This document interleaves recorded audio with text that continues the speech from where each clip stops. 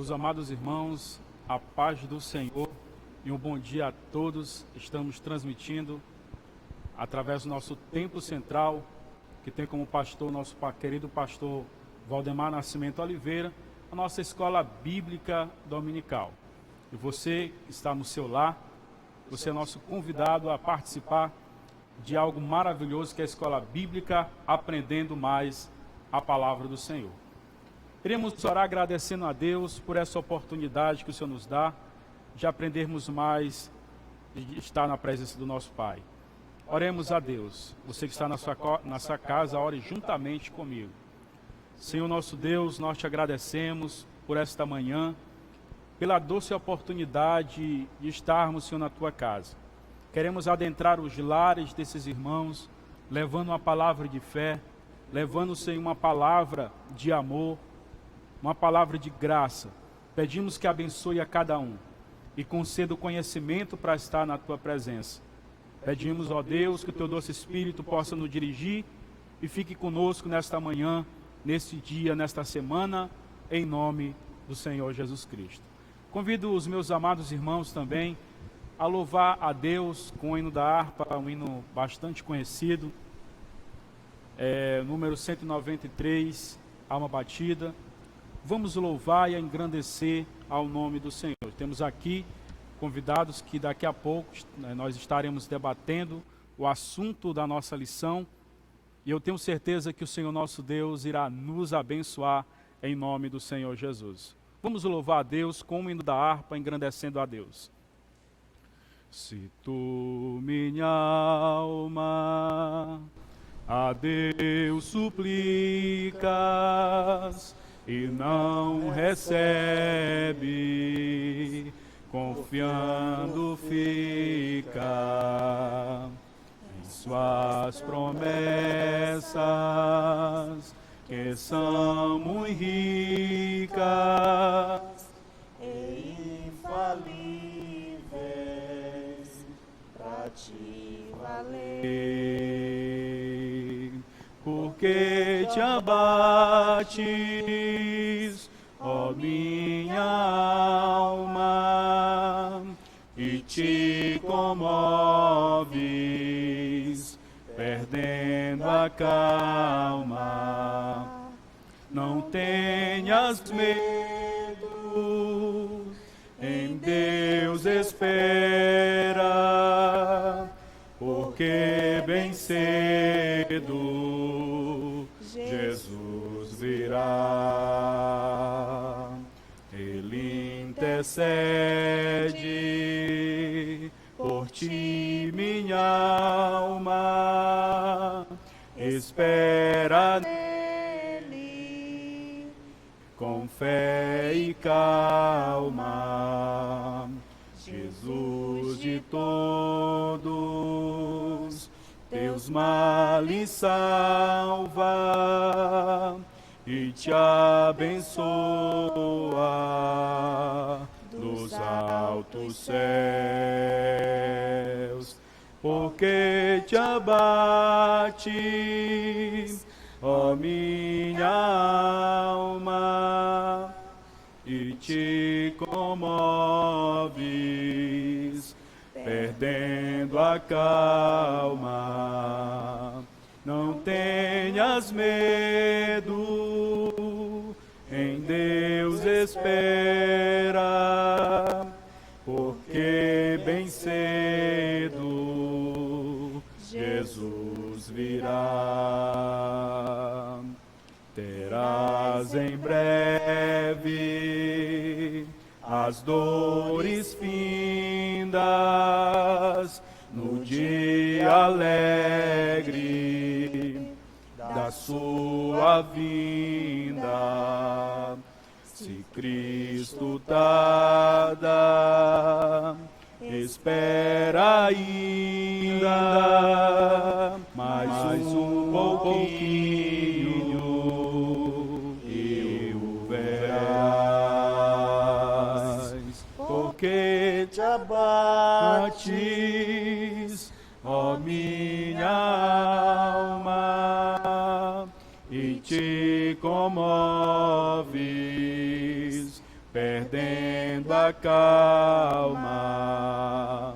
Não tenhas medo, em Deus espera, porque bem cedo Jesus virá. Glória a Deus. Meus queridos irmãos, está aqui conosco a nossa irmã Geisa, que é coordenadora da Escola Bíblica Dominical no setor 6. Também conosco nosso pastor Jackson, que é dirigente ali da colina, e também do setor 4, e também está na frente da nossa Escola Teológica da Assembleia de Deus. Você que deseja aprender um pouco mais a palavra do Senhor através dessa escola teológica, procura o nosso pastor Jackson. Queridos, estamos diante de uma lição maravilhosa, a lição 8, que nos fala sobre edificado sobre os fundamentos dos apóstolos e dos profetas. Temos aqui os nossos dois irmãos, que nós três estaremos debatendo sobre esse tema específico, edificados sobre o fundamento dos apóstolos e dos profetas. O texto áureo está em Efésios capítulo 2, versículo 20, diz: edificado sobre o fundamento dos apóstolos e dos profetas, de que Jesus Cristo é a principal pedra de esquina. Verdade prática, Jesus Cristo é a pedra basilar da igreja, que está edificada por meio de ensinamentos dos apóstolos e do testemunho dos profetas. A leitura bíblica em classe para os irmãos que estão em casa se encontra em Efésios capítulo 2, o versículo 20. Você pode abrir a palavra de Deus e você pode ler nesse capítulo, que é a leitura bíblica de classe da nossa escola bíblica dominical. O objetivo geral é ensinar que Cristo é a base da igreja e estamos alicerçados na doutrina dos apóstolos e no testemunho dos profetas.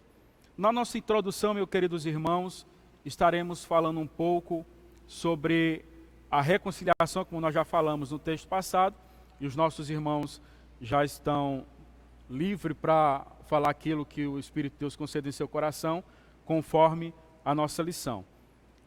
Como nós já falamos na introdução, fala sobre a reconciliação. Ou seja, no texto passado, pastor Jackson Mangeisa, nós falamos sobre uma pedra fundamental, nós falamos sobre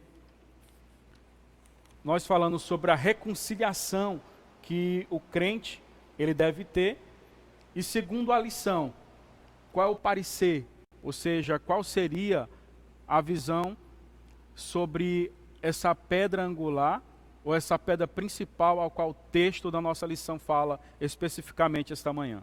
Os irmãos sintam à vontade. A paz do Senhor para todos, bom dia. Paz do Senhor, irmão Sinésio e irmã Geisa. Com relação a essa pedra fundamental, a gente precisa levar em consideração alguns textos da Bíblia para a gente poder se embasar nisso, né? Quando a gente vai pegar o conceito de igreja no Antigo Testamento, a gente vai primeiramente ver Deus fazendo ali um compromisso com Moisés para que ele construísse o tabernáculo. Depois, mais à frente, a gente vai ver Davi recebendo de Deus um projeto para que ele pudesse fazer uma casa para Deus habitar. E aí Salomão concretiza isso, constrói o templo. No Novo Testamento, esse conceito ele muda, porque quando Cristo vem e morre na cruz do Calvário, inclusive na sua morte, quando ele morre na cruz, a Bíblia diz que o véu do templo se rasgou, inclusive essa parede de separação, a gente vê nessa lição aqui, fala alguma coisa sobre essa parede de separação que havia. No Antigo Testamento, os gentios não tinham acesso ao templo. No Novo Testamento, Jesus faz essa reconciliação. Então, Jesus pega, com a sua morte na cruz, ele pega judeus e gentios e faz um povo que é a igreja. Aí essa igreja que Jesus forma, ela está embasada no fundamento dos apóstolos e dos profetas. Tá? E Jesus sendo a pedra angular, essa pedra de esquina. Tá? O que é isso? Dentro de uma construção, essa pedra de esquina é o fundamento que dá sustento a essa construção. Então, a igreja é considerada como um edifício, que agora não é mais somente esse templo, isso no sentido espiritual, ela não é mais esse templo, mas a igreja agora somos nós. Jesus, quando ele morre na cruz, e ele reconcilia, ele faz de ambos os povos, faz um, que é judeus e gentios, ele faz a igreja. Agora o templo que Deus habita não é mais esse templo feito por mãos, somos nós. Eu sou templo de Deus, você é o templo de Deus, Jesus habita em nós. É por isso que os crentes agora, eles não têm condições de falar com Deus somente quando ir ao templo, mas em qualquer lugar que eles estiverem, porque ele é templo de Deus. E Jesus é o fundamento disso. O que você fez a pergunta de como se caracteriza, né, esse embasamento dessa pedra fundamental. Aqui na lição, tem uma parte aqui, no tópico 3 do primeiro ponto da lição aí, ele diz assim, a pedra angular. E aí bem no final aqui, o autor da lição, ele diz que no templo em Jerusalém, nas escavações que tiveram há tempos atrás, eles encontraram uma pedra no canto da construção do templo, que ela tinha 12 metros de comprimento. É um monólito, né? Essa palavra monólito significa uma pedra grande, uma pedra gigantesca. E essa pedra, ela dava sustentação à construção do templo em Jerusalém. Então, é baseado nisso que Jesus se torna a principal pedra de esquina. E para concluir aqui nessa pergunta, minha participação, lá em 1 Coríntios capítulo 3, versículo 11, Paulo vai dizer que ninguém pode pôr outro fundamento a não ser Jesus Cristo, porque ele é o fundamento. Essa igreja, ela não se sustentaria, ela não teria passado por todos esses momentos que ela já passou durante a história, de perseguições, de tribulações, de adversidade, se Jesus não fosse o fundamento dessa igreja. Então, Jesus como fundamento, ele dá sustento a essa igreja e ninguém poderá destruir ela, porque Jesus é o fundamento dessa igreja. Bom, então, é isso. Se nós formos observar, o templo em Jerusalém, ele era o símbolo de exclusivismo, né? Apenas os judeus podiam entrar nele, né? E os estrangeiros, eles não tinham essa possibilidade, porque tinha essa separação entre judeus e gentios, né? E Paulo, por ter se dedicado o seu ministério aos gentios, ele faz esse esclarecimento, né, de que quando Jesus morreu por nós, através da reconciliação, ele formou a igreja, né, que não era constituída apenas de judeus, mas era um povo só, né, que envolvia tanto os judeus quanto os gentios, né? Ele reconciliou ambos os povos e, com isso, aquelas leis cerimoniais foram abolidas, né? Abolidas, né? Não esquecendo também, meus irmãos, como na própria revista, na lição anterior, fala que no meio disso nasceu quem? Nasceu a igreja. Ou seja, o próprio Cristo, ele uniu o povo através da igreja. Verdade. Né? A palavra edificar, a palavra grega, que ela significa levantar ou erigir, algo que vai crescendo e fortificando. Devemos crescer na graça, né, se fortificando na graça que há em Cristo Jesus.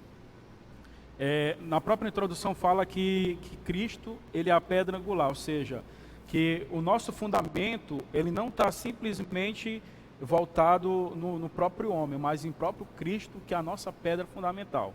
O texto 1 fala, o texto 1 e o subtópico também, um que fala sobre o santuário, ele diz assim que, como a irmã Geisa falou, que era algo exclusivo dos judeus, né? Na analogia bíblica, nós podemos observar o quê? Que assim como antigamente, o templo Israel, né? Que hoje existe aquela cúpula dourada, né? Que é a união entre ou seja, dos três povos que prega o cristianismo, são exclusividade de cada um. É por isso que existe hoje tanta guerra que existe lá em Israel também. Mas a partir de Cristo Jesus, nós vemos que Cristo ele veio para fazer isso, para unir esses povos, mostrando que Cristo é a cabeça da igreja e ele é a pedra angular. Aí fala assim, ao reconciliar os povos, né, Cristo, ele acabou com essa lei, como nós também falamos na lição anterior. Imagine você precisar matar um boi, precisar matar uma ovelha e precisar matar um pombo para você ser perdoado. Isso aí, graças a Deus, não existe. Essas leis cerimoniais, como a irmã Geisa mencionou há pouco, essas leis que foram abolidas, né, no sentido de que não é mais necessário isso. Jesus, como o Cordeiro único de Deus, o sacrifício vicário, né, a palavra vicário é substituto. Jesus fez um sacrifício para substituir a nossa culpa. Nós éramos culpados do pecado de Adão. Adão peca no pecado original, em Gênesis, e esse pecado ele passa à humanidade. A humanidade agora, todo homem nasce sob o jugo do pecado. E aí, no decorrer da história, a humanidade tem uma dívida com Deus. Não pode se aproximar de Deus porque tem uma dívida com Deus de pecado. E Jesus, de uma vez por todas, ele como Cordeiro de Deus, que tira o pecado do mundo, ele vem e ele paga essa dívida que o homem tinha para com Deus. O homem tinha uma dívida com Deus e ele não tinha condições de pagar. Jesus vem, rasga a cédula de dívida como... Nem mesmo com a sua própria moral, né? Não, tentar fazer o bem. De forma nenhuma, não tinha condições. Tinha condições. Jesus, como diz lá em Gálatas, ele vem e rasga a cédula de dívida que havia e crava na cruz. E aí ele paga o preço da nossa dívida com Deus e ele agora nos reconcilia com Deus. Ele torna-nos dar acesso a Deus. Tanto é que o tabernáculo, que era primeiramente foi o símbolo onde Deus habitava, eu fiz até uma anotação aqui, ó, diz assim, o tabernáculo de Moisés foi o protótipo da igreja de Cristo, na qual hoje Deus habita e manifesta a sua glória. Ou seja, o tabernáculo ele tinha uma porta de entrada só. Ninguém poderia entrar pelo tabernáculo por outro lado, era só uma porta. Significa que o único que só leva ao céu, uma porta, é Jesus. Tá? Então o tabernáculo tinha uma porta. Havia 12 tribos, tá? Essas tribos ficavam distribuídas ao redor do tabernáculo. 3 tribos na frente, 3 na lateral esquerda, 3 na lateral esquerda, 3 na direita e 3 atrás. E essas tribos teriam que vir e entrar pela porta da frente. Só tinha uma porta para entrar no tabernáculo. E cada objeto daquele tinha uma simbologia que representava o sacrifício de Cristo, até o sacerdote pegar aquele sangue e ele abrir a cortina e entrar no Santo dos Santos, para ele poder espargir aquele sangue sobre a Arca da Aliança. E ali só podia entrar o sumo sacerdote uma vez por ano. Então o sacerdote tinha acesso a Deus para interceder pelo povo. Quando Jesus vem, paga essa cédula de dívida que havia e nos reconcilia com Deus, esse véu é rasgado e agora todos nós temos acesso diretamente a Deus sem precisar dessas cerimônias. Sem precisar de cerimonialismo. Tá? Então, primeiramente foi o tabernáculo, depois, mais à frente foi o templo, né, construído, como eu já falei também anteriormente. Interessante que até mesmo os judeus, né, eles não tinham acesso direto a Deus, né? Era através do sumo sacerdote. Imagine os gentios, que nem chegar no templo poderiam, né? Na verdade, não podiam nem entrar no pátio, né? Existia o pátio lá dos gentios. Até nós falamos também na lição anterior, que era aproximadamente 1,40 m a entrada, ou seja, ele não poderia ultrapassar aquela porta de modo algum, porque se entrasse ele ia ser morto. Exatamente. Então, o santuário cristão, como nós já falamos, sobre o santuário judeus, que assim, o templo judaico ele já perdeu assim, aquela sua relevância, né? Porque nós temos um novo santuário, que é através de Cristo. Rapidamente a colocação sobre esse primeiro tópico aqui, o santuário judeu. É interessante lembrar que quando Deus quebra essa parede de separação, que havia através de Jesus, entre os judeus e gentios, e faz de ambos os povos faz um, se cumpre justamente também aquela palavra de João 4, Jesus com a samaritana. A samaritana ela faz esse questionamento, ela diz assim, mas nossos pais adoravam no monte, né? E aí Jesus disse assim, mulher, chegou a hora e agora em que os verdadeiros adoradores adorarão o Pai em espírito e em verdade, não será nem no monte, nem em Jerusalém, mas adorarão em espírito, é verdade. Essa parede quebra, Jesus quebra isso aí, né? Essa parede de Ou seja, separação. hoje não precisa a gente ir mais para Não, Jerusalém. Não precisa. Antigamente eles iam para Jerusalém para poder adorar. Todo ano eles faziam Exatamente. aquela comitiva para Jerusalém. Jerusalém. Hoje não precisa mais. Precisa. Graças Então, a Deus. essa parede quebrou, Jesus quebrou isso. E ele te dá acesso a Deus em qualquer lugar que você estiver. Na tua casa, na rua, na igreja, no templo, qualquer lugar, viajando. Mas é importante salientar que muitas pessoas, né, utilizam isso como falar, eu não preciso mais congregar, porque eu sou templo do Espírito Santo, eu sou a igreja, então não preciso me congregar. E aí? Isso é interessante porque a igreja ela é um corpo. A gente tem que ter essa noção, porque existe hoje no Brasil, cresceu muito de alguns anos para cá, os desigrejados. Né? Eles dizem que não precisam mais ir ao templo.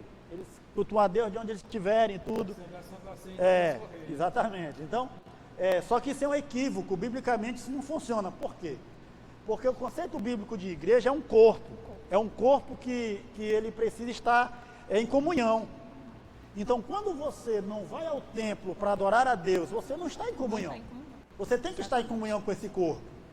Principalmente quando a gente celebra a Santa Ceia. Você tem que estar em comunhão para você participar desse corpo. Esse corpo vivo que é a igreja. É um corpo vivo a igreja. E aí, quando você deixa de participar do templo, de não se congregar, você perde a comunhão com os irmãos, você perde... você deixa de estar fortalecendo a tua fé, porque aqui é onde tu encontra, aqui é onde tu canta, onde tu louva, onde tu se socializa com a igreja, com esse corpo que deve viver em unidade. Não é? Então, é um equívoco. Essas pessoas que usam desse argumento não se embasam biblicamente, porque não tem sustento bíblico e elas estão equivocadas. Né? Então, apesar de que Jesus nos deu acesso a Deus de qualquer lugar que nós estivermos, mas esse conceito ele não deve dar embasamento para que as pessoas deixem de congregar. A própria Bíblia exorta, não deixando de congregar como é costume de alguns, mas antes admoestando-vos aos outros, tanto mais que vedes que está se aproximando aquele dia, que é o dia da volta de Jesus. E é como 1 Pedro, capítulo 2, versículo 5, fala que todos nós somos pedras vivas, né? Num edifício espiritual. Justamente. Então, como é que a pessoa pode ser parte, né, se ela for um tijolo que está separado dos demais? Exatamente. Não tem como. A gente tem que ver também que aqui no texto, no subtópico 2, onde fala sobre santuário cristão, até mesmo na palavra fala, né, que Deus ele não... Como é que o próprio Deus, em sua grandeza, poderia habitar em templo feito por mãos humanas, né? E a gente vê a transformação que o templo em si não é só a parede, mas também nós somos templo do Espírito de Deus, e o próprio Espírito de Deus ele habita em nós. Ou seja, hoje até mesmo a ciência a gente já viu, né, o princípio lá daquela ovelha Dolly, mas isso não aconteceu com o ser humano, né?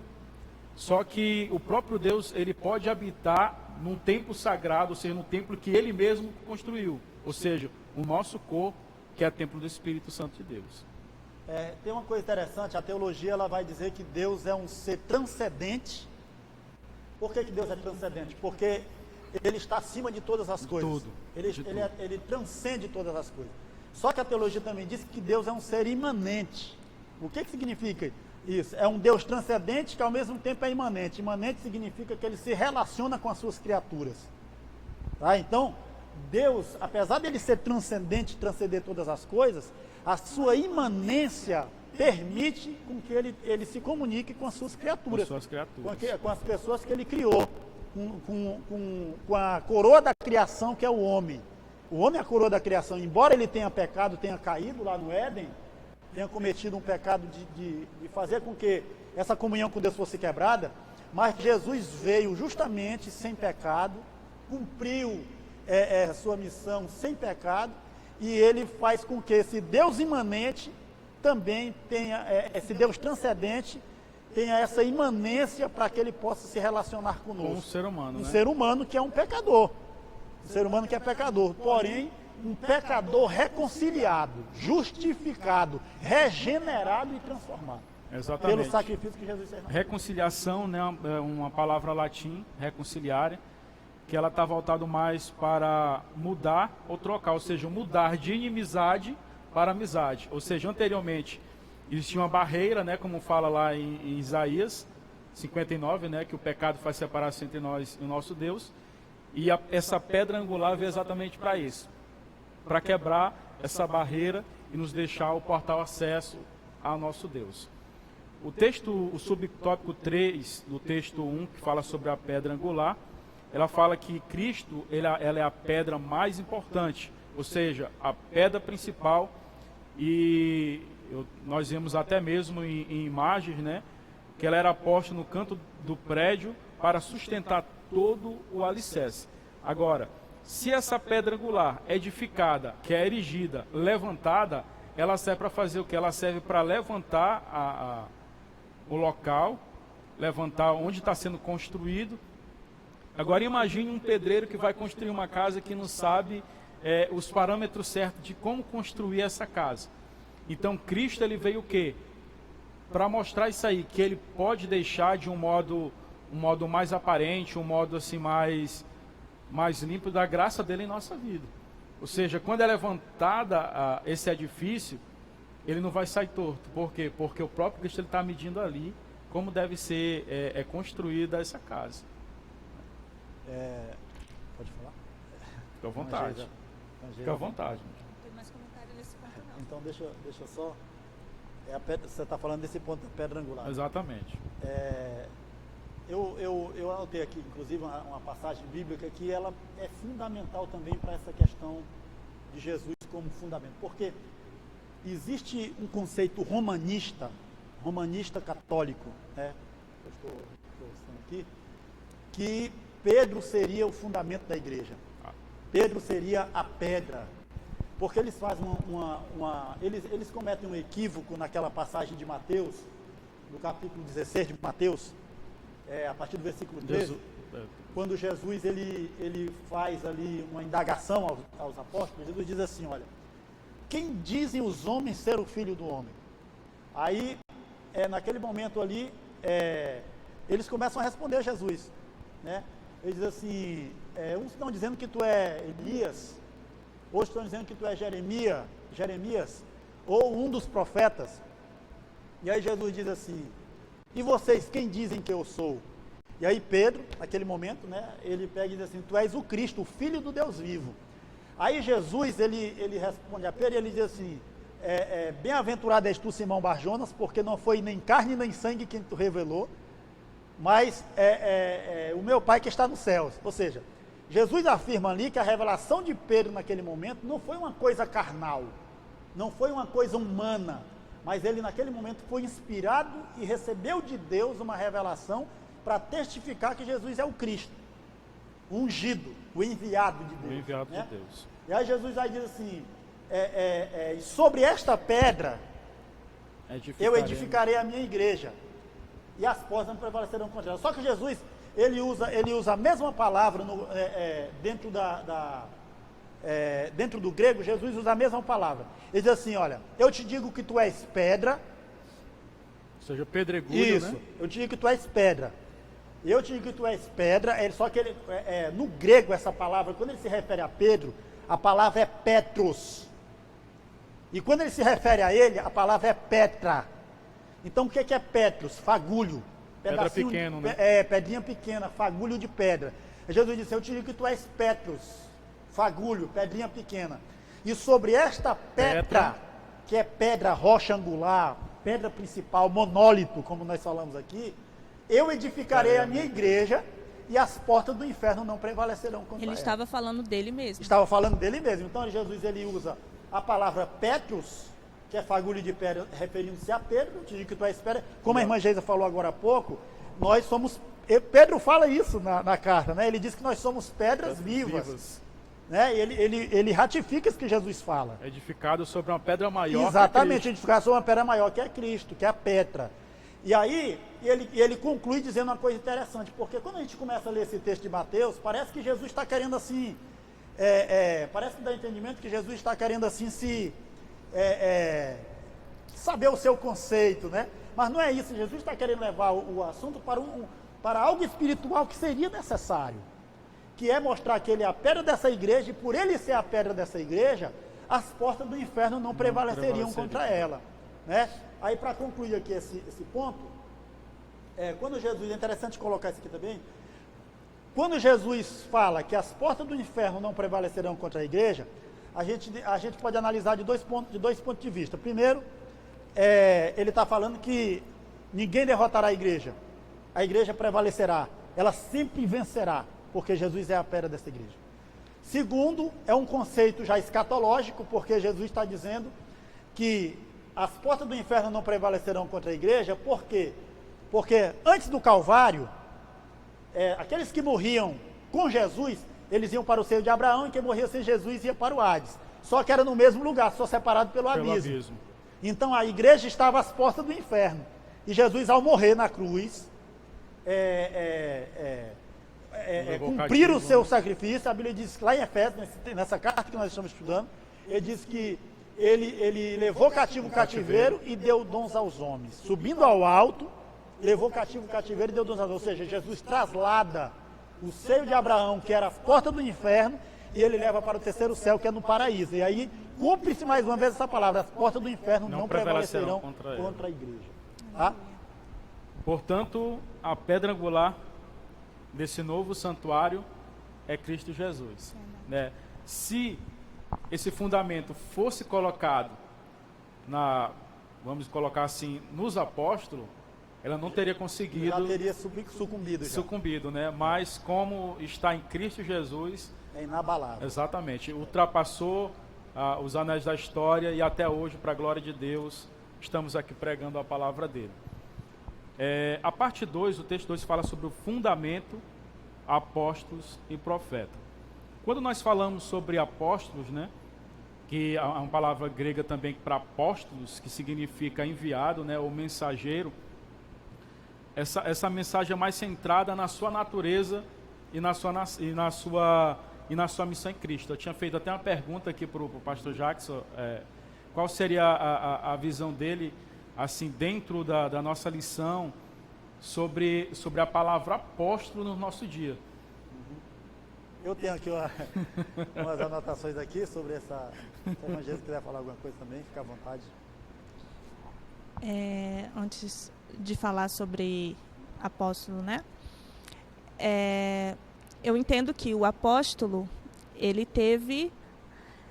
foram aqueles que viram o atuar de Jesus, né? Que foram chamados diretamente por ele, né? Então, aqueles que foram escolhidos por Jesus e que atuaram com ele, trabalharam com ele, né? São os apóstolos. Eles foram,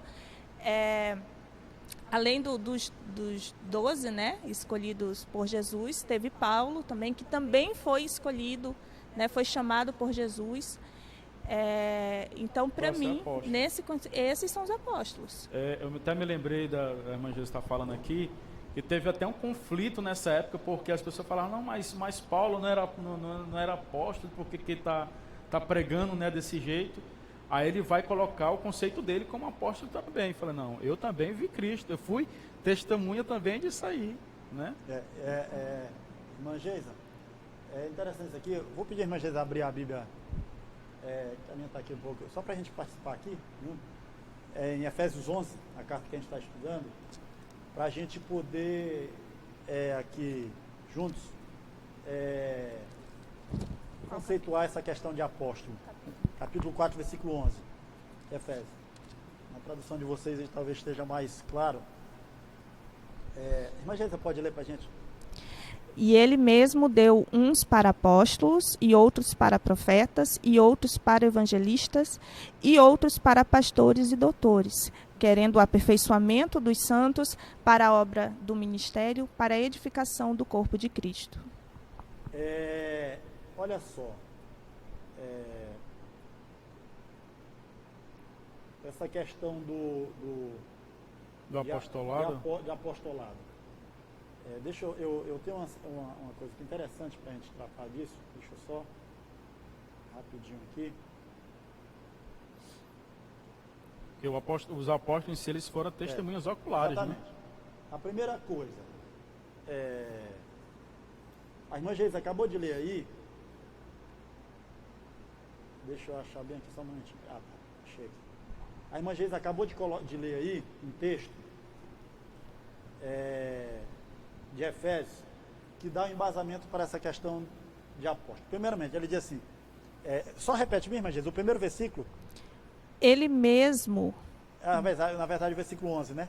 De Efésios 4. ele mesmo deu uns para apóstolos. Pronto, só isso aí. Olha só. Tem uma tradução que diz assim, ele chamou, né? Ele mesmo deu uns para apóstolos. Tá? Esse conceito de apóstolo, ele hoje está assim um pouco que, a gente poderia dizer hoje assim, meio que banalizado, né? Deturpado. O camarada se intitula apóstolo. Ele vai lá e ele mesmo se intitula apóstolo. E muitas das vezes esse título de apóstolo que ele auto se intitula é para ele se colocar numa posição até de repente superior a pastores. Entendeu? E aí é um conceito equivocado isso. Por quê? Porque ninguém tem que se denominar apóstolo. Apóstolo foi chamado por Jesus para uma obra específica. E aí, dentro desse conceito de que Jesus é que chamou os apóstolos e ele concedeu uns para apóstolos, a gente tem que entender primeiramente que são, quando a gente fala de Efésios 4, a gente está falando de dons ministeriais. Está falando de dons ministeriais. E esses dons ministeriais concedidos por Deus para a edificação da igreja, para a edificação do corpo de Cristo, ele deve ser entendido de forma que o conceito de apóstolo, que é alguém chamado por Deus, enviado para uma missão específica, ele não tem que ser dado para alguém por si próprio e auto-se intitular apóstolo. Por quê? Porque a gente pode entender e conceituar hoje, por exemplo, que a gente poderia dizer que é um apóstolo. E eu poderia dizer aqui, dentro do conceito bíblico e dessa chamada de Deus específica, eu poderia aqui dizer que muitos pastores que passaram, por exemplo, da Assembleia de Deus pioneiros, ou até mesmo de outras denominações que fizeram um trabalho extraordinário no reino de Deus aqui na terra, eles podem ser considerados apóstolos. Por exemplo, o pastor Valdemar. O pastor Valdemar pode ser considerado um apóstolo. A gente pode, não que ele deva se auto-intitular apóstolo, mas pela obra que ele já realizou, por esses 50 anos de ministério que ele tem, e por tudo que ele já fez no reino de Deus, desbravando o trabalho, fazendo a obra de Deus, a gente pode considerá-lo como apóstolo. Pastor Cisino Bernardino, muito conhecido lá de Santa Catarina, que já está com o Senhor, Billy Graham, né? E outros, Paulo Leivas Macalão, né? Pioneiro da Assembleia de Deus, Antônio Gilberto, Cícero Canuto de Lima, nomes renomados da Assembleia de Deus. Essas pessoas a gente pode dar esse título de apóstolo a eles. Tá? Porque eles tiveram uma chamada de Deus específica para realizar um trabalho e eles fizeram com graça, né? Exato, com determinação, com desapego às coisas deste mundo, né? Homens piedosos, tementes a Deus, que fizeram um trabalho extraordinário para o Senhor. Pessoas que deram a sua vida, na Deram verdade, a a vida mesmo para enviado mesmo por Deus, né, como a própria palavra fala do grego, né, que apóstolo é mensageiro, enviado, muitas vezes passando certos tipos de lutas, e hoje pessoas que aceitam Jesus já é colocado como apóstolo. A gente vê uma discrepância, né, do que tem acontecido anteriormente para o que tem acontecido hoje. Tem uma coisa aqui, deixa eu... eu salvei as anotações aqui que eu acho interessante a gente colocar com relação a apóstolos. Depois a gente vai falar também talvez de profeta, né? Que é nesses dois fundamentos que se embasa aqui.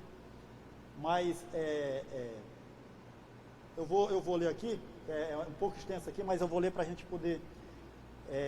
diz assim: estes dons ministeriais não se referem a obreiros que se consideram por conta própria, em razão de sua liderança sobre pastores. Então, já esse conceito da pessoa se autodenominar apóstolo, ele já não se embasa biblicamente, tá? Conforme o texto que nós lemos, que a irmã Geisa, porque a Bíblia diz, ele deu uns para apóstolos, chamou uns para apóstolos. E aí, são dados à igreja pela soberana vontade de Deus, e cabe a nós reconhecer e valorizar os seus ministérios, que foi o que eu falei agora, citando aqui alguns nomes. Efésios 4, 11 e 15, vemos com muita clareza que o dom ministerial de apóstolo não ficou restrito aos chamados dias dos apóstolos ou aos tempos da igreja primitiva. Eles permanecerão enquanto a igreja de Cristo estiver na terra, posto que ainda nós não chegamos à estatura de varão perfeito, porque o texto diz aí que eles foram dados à igreja para aperfeiçoamento dos santos, até que nós cheguemos à unidade de varão perfeito. Então, se nós não chegamos ainda à unidade de varão perfeito, esse título ele ainda pode ser considerado nos dias atuais, só que com essa ressalva de que eu não me auto-intitule, mas que outros reconheçam o meu apostolado através do trabalho que Deus me confiou para que eu realizasse. Entendeu? Então continuamos aqui para a gente concluir. Aí tem um texto aqui de Provérbios que diz assim: a vereda do justo é como a luz da aurora que vai brilhando até ser dia perfeito. Tá. Deixa eu ver aqui para a gente concluir. Em 1 Coríntios 12, 28, vemos que o apostolado é o dom ministerial mais elevado concedido aos homens. A uns estabeleceu Deus na igreja primeiramente apóstolos. Note, primeiramente. Quando a gente vai estudar Bíblia sobre o apóstolo,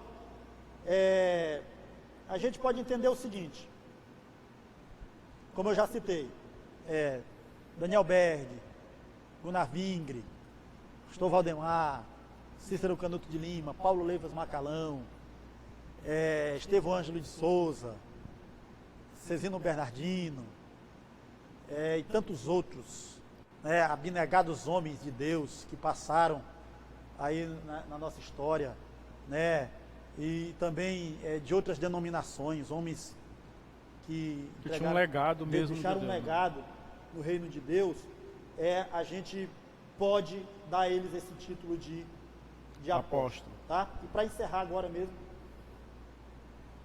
é interessante isso aqui, ó. Nunca esses homens que eu citei aqui, nunca esses homens mencionados disseram que eram ou são apóstolos. Mas a maneira como Deus os usou e usa não deixa dúvidas quanto ao seu apostolado. Foram e alguns ainda são homens enviados por Deus ao mundo com uma missão específica. Por exemplo, só para encerrar, João Batista foi chamado de apóstolo?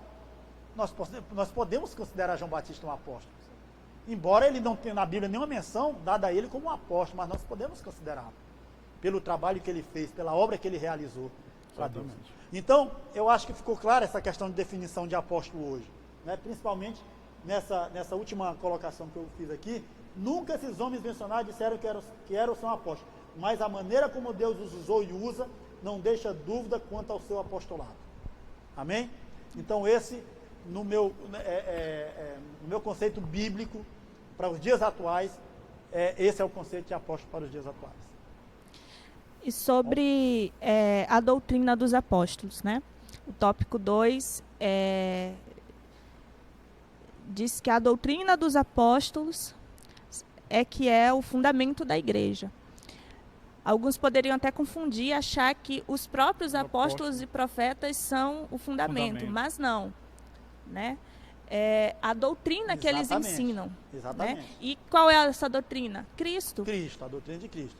É interessante isso aí, irmã Geise, você colocou, porque a mensagem do próprio Paulo, a mensagem de Paulo para os gentios e também para as igrejas que qual ele desbravou, que ele fundou, a mensagem de Paulo era Cristo pregado na cruz, crucificado, E o ensino dos apóstolos e dos profetas está embasado justamente nisso daí que você acabou de falar. Ou seja, era pregado Cristo, Sim, é difícil você desassociar, separar a pessoa daquilo que ela fala, Muitas das vezes quando alguém pergunta quem é você? A pessoa geralmente fala, eu sou professor, eu sou engenheiro, né? Define aquilo que você é com aquilo que você faz ou com aquilo que você ensina, né? E os apóstolos, eles ensinavam Jesus. E muitas das vezes alguém acha que se aquilo que eles ensinam, né, é justamente o fundamento da igreja, porque o ensino deles era o fundamento. A gente, todavia, não pode confundir os apóstolos como fundamento, né? Mas aquilo que eles faziam, que era ministrar embasados Jesus. Tem uma coisa interessante também, alguém questiona, existe um questionamento assim, se foi Deus que chamou e enviou os apóstolos, não é? Por que Pedro e os demais escolheram Matias para substituir Judas? É interessante fazer essa colocação, porque alguém diz assim, não, Matias não foi chamado por Jesus, porque quem escolheu ele foi os apóstolos, depois que Jesus já tinha sido assunto aos céus, e para substituir Judas, que havia traído Jesus, que era um dos 12, né? Só que se você ler lá em Atos, na escolha, eles dizem que eles escolheram Matias com um testemunho de Jesus que os orientou a fazer aquela escolha através de oração. Não foi uma escolha assim, aleatória, não. Não foi aleatória. Eles tiveram a direção de Deus, eles oraram e Deus os direcionou a fazer aquela escolha, porque tinha que escolher alguém para substituir Judas, né? Para fazer parte dos 12 que Jesus havia chamado. Tá? Então, eu acho que está bem explicado, colocada, né, essa questão. E essa questão que a irmã Geisa colocou, só para reiterar, não é que os apóstolos são fundamento, mas a igreja está embasada no fundamento dos apóstolos, na doutrina dos apóstolos, que era uma doutrina dada pelo próprio Cristo, que era o próprio Cristo morto na cruz do Calvário para a salvação da humanidade. E fechando esse ponto aí da doutrina dos apóstolos, o texto fala algo muito importante, né? Que depois que de um prédio, de um templo, depois que você coloca o alicerce, o fundamento e começa a erguer, né? Você não pode voltar lá e mexer e tirar o fundamento. A casa cai. Exatamente. Né? Não pode não. Então, da mesma forma, né? Que o fundamento, a pedra não pode ser mudada. De modo algum. Você não pode alterar isso. O templo aqui construído, rebocado tudo, a gente vai mexer na estrutura dele, né? Então, para que aconteça isso, tem que ser tirado tudo, tem que ser quebrado tudo, e isso aí demanda tempo. Né? Então, terceiro. E sem falar que, e também não é nem só a questão do tempo, é a questão que a irmã falou, é que você fragiliza, né? Se você for tentar mexer, você fragiliza a edificação, né? Você deixa ela vulnerável, até cair. A irmã Jesus está falando isso aí, que esse fundamento não pode ser alterado nem mexido por causa justamente disso. Ou seja, a doutrina de Cristo, ela não pode ser alterada, né? Não pode. Então, o testemunho dos profetas. A palavra grega, profeta, significa proclamado, proclamador, intérprete da revelação divina. Nós vemos hoje que existe uma diferenciação, né, entre revelação e inspiração. A revelação é dada por Deus, algo que está muitas vezes oculto, né, até mesmo nós, e a inspiração é como aquilo ali foi escrito, por exemplo, como a própria palavra de Deus. A palavra de Deus é divinamente inspirada por Deus, toda a palavra. Isso aí Deus usou os profetas para trazer através de uma revelação a inspiração da palavra de Deus, como fundamento da rocha viva que é Cristo Jesus. Ainda pegando um pouquinho da questão dos apóstolos aqui, o autor diz aqui nesse tópico a doutrina dos apóstolos aqui, para a gente já passar para essa questão dos profetas, no finalzinho ele diz aqui, olha, a Bíblia de Estudo Pentecostal ratifica que a revelação dos apóstolos, conforme temos no Novo Testamento, nunca poderá ser substituída ou anulada por revelação, testemunho ou profecia posterior. É aquilo que eu questiono muito, né, porque a gente tem visto por aí afora, e principalmente nos últimos tempos, pessoas que aparecem aí com certas revelações, né, que a gente chama de revelamento, chama de revelamento, né, e as pessoas trazem Tipo assim, um camarada criou agora uma revelação sobre a volta de Jesus. Ele está querendo criar um novo conceito sobre a volta de Jesus. Um Salmo 151. Ele está querendo criar um novo conceito sobre. Só que, com relação à volta de Jesus, a Bíblia está selada. Está tudo aqui, ó. A gente não tem que estar criando, tem que estar criando revelações com relação à volta de Jesus. É por isso que muitos inventaram que Jesus ia voltar tal dia e nunca aconteceu, né? Aí a gente vai para aquele conceito que diz assim, olha, nenhuma revelação, nenhum sonho, nenhuma profecia, ela está acima das Escrituras. Se não tiver um embasamento bíblico, esse sonho, essa revelação, essa visão, essa profecia, se ela não tiver um embasamento bíblico, ela cai por terra. Ela tem que ela passar não se pelo sustenta, crivo da pelo palavra crivo de da Deus. palavra de Deus. Passar pelo crivo da Bíblia. Não adianta o camarada sonhar de barriga cheia ali, dormir de barriga cheia, sonhou, e achar que aquilo ali foi uma revelação de Deus, aí leva para a igreja, todo mundo começa, né? Como esses dias agora atrás aí, disse que ia ter aquela escuridão, não é? E tudo mais. E as pessoas acreditam nisso e as pessoas deixam de ler a palavra de Deus que tem toda a revelação para elas acreditarem nisso. Então, nenhuma revelação, nenhum testemunho ou profecia posterior pode anular aquilo que os profetas e os apóstolos já testificaram e estão nas páginas do Novo Testamento. Entendeu? Isso aqui tem que deixar bem claro. E para a irmã Geisa quer falar, eu vou deixar ela falar e depois eu completo aqui com a questão dos profetas. Pode ir, irmã Geisa. Na palavra de Deus mesmo fala, né? Passarão O céu e a os terra. céus e a terra, É, mas diz as que ele- palavras do Senhor Isso. não a palavra do Senhor não pode passar, cita o não texto aqui. passará. As palavras não vão de passar. Lucas capítulo 21, versículo 33. Amém. Então, a profecia em si, ou seja, o testemunho dos profetas foram voltado tudo para a pedra angular, que é Cristo. E esse fundamento, de modo algum, pode ser derrubado ou até mesmo mudado. Outra coisa que deve ser colocada aqui também, com relação já aos profetas, que ele diz aqui no texto da lição, que a gente não pode fugir desse tema, edificado sobre o fundamento dos apóstolos e dos profetas. Outra coisa interessante aqui é que ele diz o seguinte, esses profetas aqui, a gente tem que deixar bem claro que não são os profetas do Antigo Testamento. Ele está falando sobre os profetas da igreja, veterotestamentária, da igreja do Novo Testamento mesmo, tá? Ele está falando aqui sobre esses profetas. E aí, eu fiz aqui também a anotação aqui, o que é o dom de profecia, para a gente poder ter um embasamento do que a gente quer falar aqui. O que é o dom de profecia?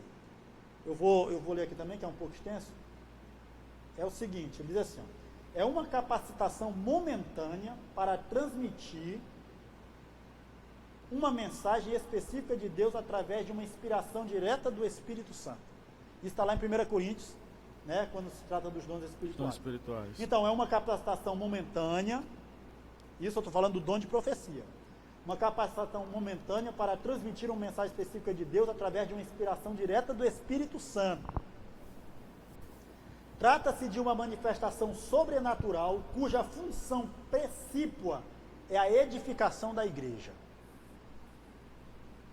Nos tempos do Antigo Testamento, os profetas eram intermediários entre Deus e o povo. Esse tipo de ministério profético durou até João Batista. Hoje, o profeta não é mais uma espécie de mediador. E ninguém precisa consultar profetas, e sim ao Senhor diretamente. Então, para tirar esse conceito, porque as pessoas ainda fazem isso hoje. Fazem. As pessoas vão atrás de profeta. Vamos lá na casa da Isso, missionária. vamos na casa da missionária fulana que ela revela, né? Que Revela tudo. ela é profeta. Não existe isso. Isso é antibíblico. Tá? Porque no Antigo Testamento, sim. Como o profeta era um intermediário entre Deus e os homens, aí as pessoas consultavam o profeta. E também o caso do Espírito de Deus no Antigo Testamento, ele era dado por medida, Exatamente. para certas pessoas específicas. Profetas, reis, sacerdotes. O profeta era o intermediário. A pessoa ia lá, consultava o profeta dava a mensagem que Deus havia transmitido. Hoje não, esse conceito não existe mais de profeta dessa natureza. Ou seja, ninguém precisa consultar profeta, porque Deus ele pode inspirar qualquer um. Qualquer um. Nessa dispensação da graça do Espírito Santo, Deus pode inspirar você, pode inspirar a irmã Geisa. E Pedro vai dizer lá ele vai dizer assim, que nenhuma profecia, ela foi por vontade humana, mas foi por revelação, por inspiração do Espírito Santo. Não é? Então, qualquer pessoa, ele pode ser usado por Deus como dom de profecia, aqueles que buscam, Deus dá. E lembrando que é uma capacitação momentânea para transmitir uma mensagem específica de Deus, inspirada por Deus. Amém. Tá bom? Irmã Geisa, pode ficar à vontade. Não, só salientar aqui no subsídio teológico, fala que líderes, visionários e santos, pessoas cheias da palavra do Espírito, da sabedoria e de revelação, continuam sendo necessários para a igreja até hoje, né? E eles são levantados à medida que necessário. Com certeza. A Bíblia diz, Paulo vai dizer, né, que é para edificar a igreja. Primeiro, glorificação do nome do Senhor e a edificação. É porque a profecia, ela é tripartida, ela tem um conceito tripartido, né? Ela exorta, ela edifica e ela consola. Ela tem que ter isso, a profecia. A profecia tem que ser analisada. Não é só consolo, né? Não é só consolo. Não é só exortação, né? Mas é edificação também. Então, é edificar, exortar e consolar. Esse deve ser o conceito de profecia no Antigo Testamento. Ela edifica, consola e exorta. Amém. Não deve ser nem só um desses três, mas os três.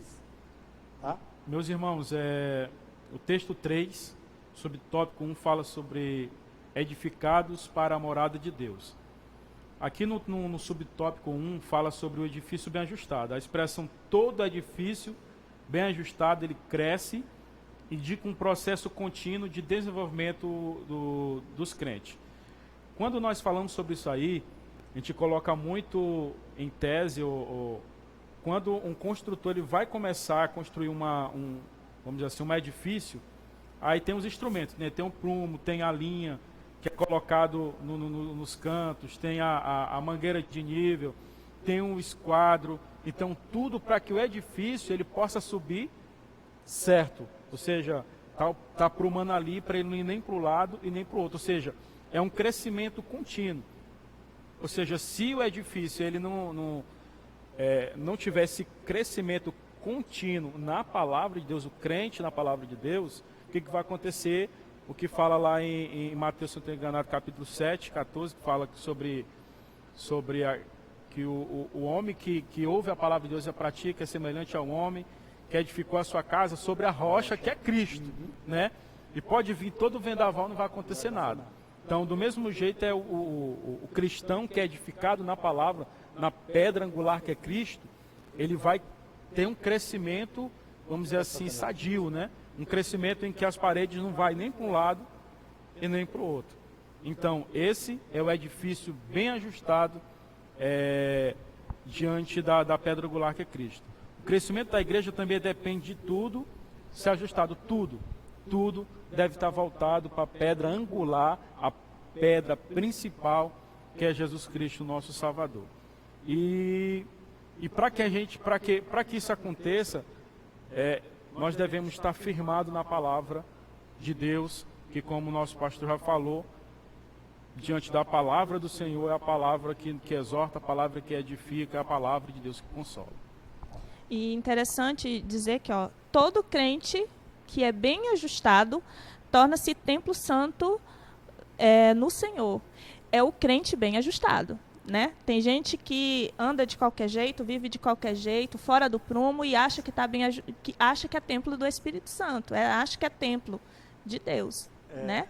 Tudo com Deus é com ordem, é bem organizado. Se você for ver lá, desde a construção do tabernáculo, Deus deu a medida de tudo, tudo perfeito, onde ia ser colocado cada instrumento, era tudo perfeito. Tudo tem um né? propósito. E a pessoa acha que de qualquer jeito Deus vai usar, ela é templo toda desajustada. Não, a Bíblia fala, né?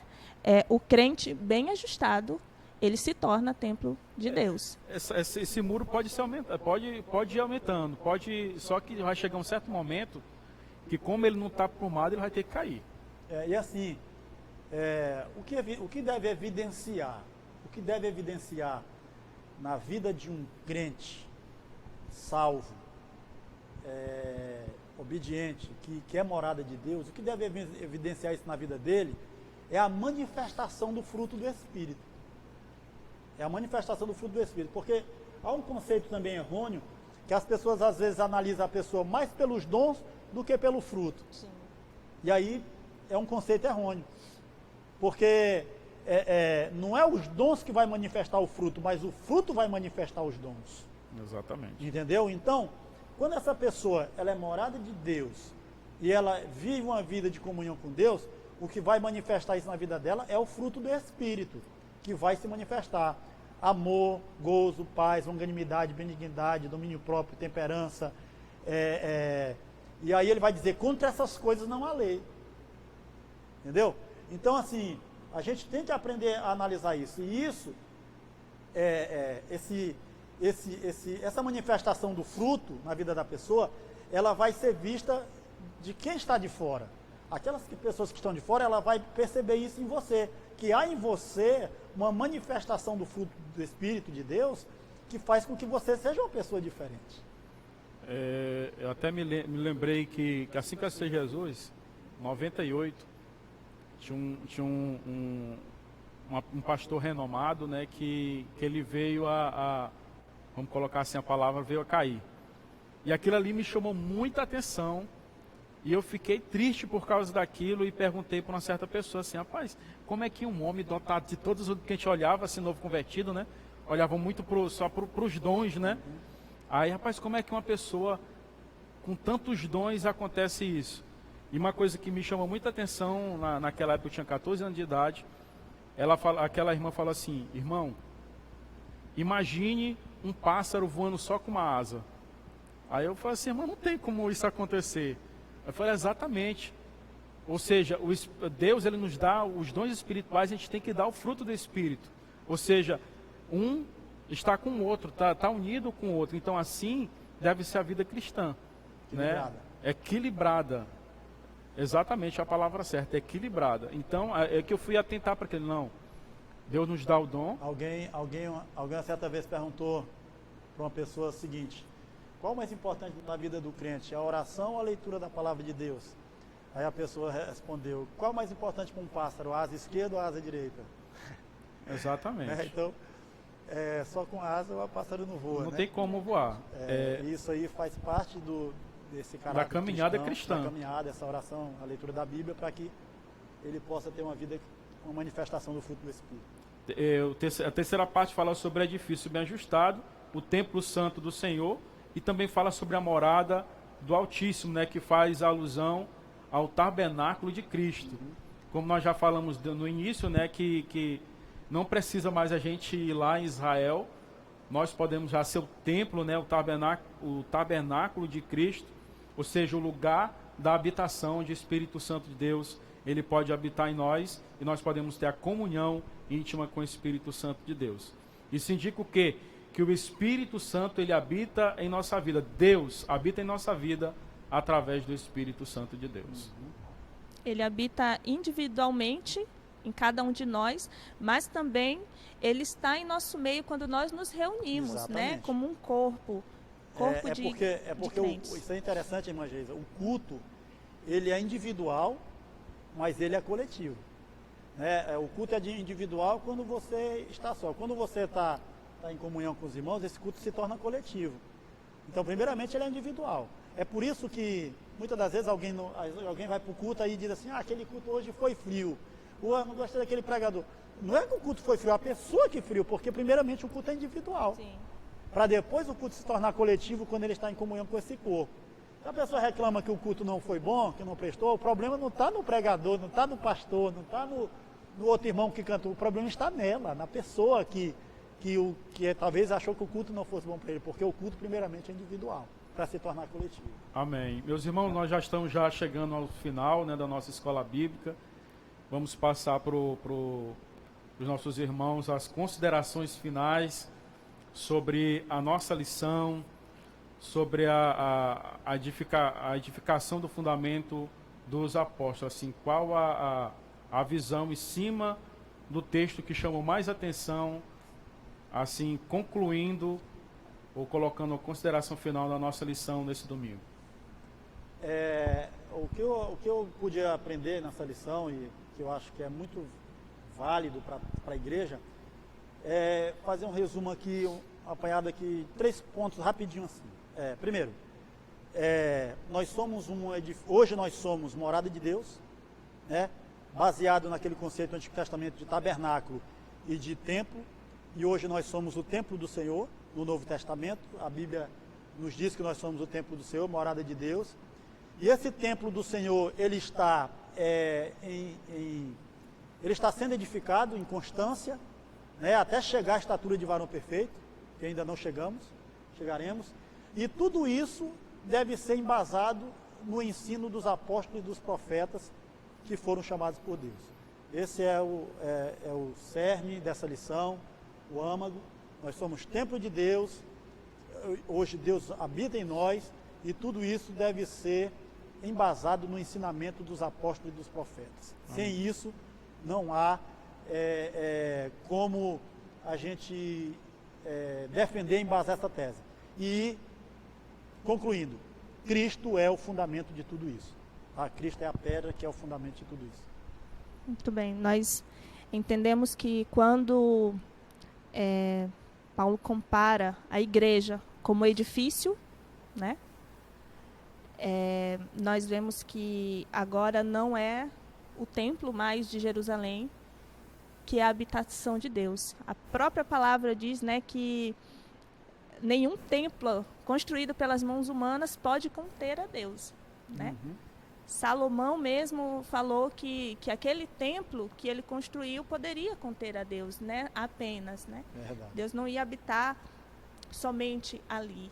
Ele habita em todos nós, que agora nós somos o templo santo do Senhor, né? Quando estamos edificados, né, sobre a rocha angular, a pedra angular, que é Jesus, né? E o fundamento que é a doutrina dos profetas e apóstolos. Amém. A comparação da igreja com o edifício em construção indica que estamos em um processo de aperfeiçoamento até que chegamos à nossa unidade de fé.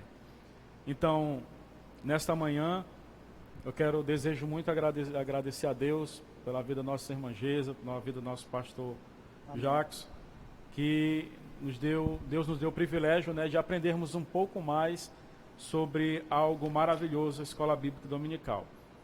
Não esquecendo que próximo domingo nós vamos falar sobre o Ministério da Unidade Revelado. Que Deus ele possa lhe abençoar ricamente, você que está no seu lar, que ouviu esta palavra, e você também que deseja ajudar esta obra. Vai ser colocado os dados da conta bancária da igreja. Ajude a obra de Deus com amor, e eu tenho certeza que Deus irá lhe abençoar ricamente. Que Deus abençoe, irmã Geisa. Amém. Foi um prazer estar aqui. Também pastor Jackson, Obrigado, que também irá orar, agradecendo a Deus pela Escola Bíblica, agradecendo a Deus pela sua vida, você que esteve conosco, ouvindo e aprendendo a palavra de Deus. Amém. Para orar? Vamos orar agradecendo a Deus. Quero agradecer a Deus pela oportunidade, irmão Sinésio, irmã Geisa, que estivemos aqui comentando o assunto da lição deste domingo. Eu espero que você em casa, que vai nos assistir, possa aprender, tirar suas dúvidas. E agradecer também aqui ao Osiel e o Marlon, que estão atrás das câmeras aqui, fazendo todo esse trabalho, que Deus possa abençoá-los também grandemente. Tá? Vamos orar em nome de Jesus. Senhor nosso Deus, nosso Pai, Pai das luzes, Deus de toda revelação, de toda glória, nós queremos ser gratos a Ti nesta manhã por ter nos concedido essa oportunidade singular, ímpar, de poder estarmos aqui reunidos juntamente, eu, irmão Sinésio, irmã Geisa, para tratarmos aqui deste assunto da Escola Dominical deste domingo, para levar até teus servos o ensinamento da lição da Escola Dominical. Que o Senhor possa abençoar Que cada um, ao assistir esse vídeo, possa receber de Ti a inspiração de poder entender e compreender aquilo que nós temos dito aqui, que isso possa servir para a edificação da sua vida. Abençoa a igreja, abençoa o pastor Valdemar, todo o corpo ministerial desta igreja, os irmãos, e que o Senhor possa continuar nos abençoando e nos dando vitória no nome de Jesus, o Teu Filho, que vive e reina para todo sempre. Amém. Amém. Deus abençoe a todos em nome do Senhor Jesus.